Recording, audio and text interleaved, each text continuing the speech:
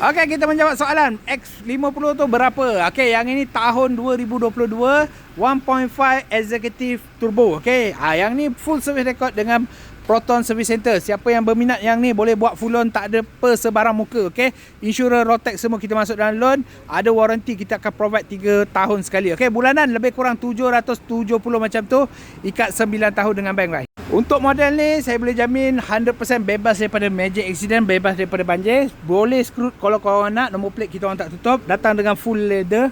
Dalam ni pun datang dengan push start button sekali. Okey, mati steering control pun ada, cuma dia tak ada ADAS tu lah. Sistem brake emergency tu dia tak ada sebab ni low spec. Dia medium spec, dia bukan low spec, dia medium spec.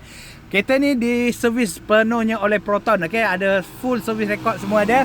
Datang dengan radio full touchscreen. Lepas tu ada juga gear knob yang menarik.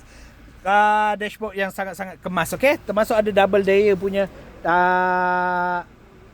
apa nama panggil ni, dashboard lah, senang lupa pula nama dia. Yang mana nak beli secara tunai pun boleh, tak ada masalah. Okey, harga body 57,800 campur dengan Rotex, campur dengan insurans sahaja. Okey, bahagian belakang pun ada aircon konsol juga. Seat semua pakai dengan leather, ada armrest dan termasuk cup holder dekat bahagian belakang. Okey, untuk X50 ni dia punya bahagian bonnet besar, luas. Memang sesuai untuk long distance, nak pakai untuk keluarga pun sangat-sangat berbaloi. Okey, so nak guna untuk kereta harian pun boleh sahaja, tak ada masalah.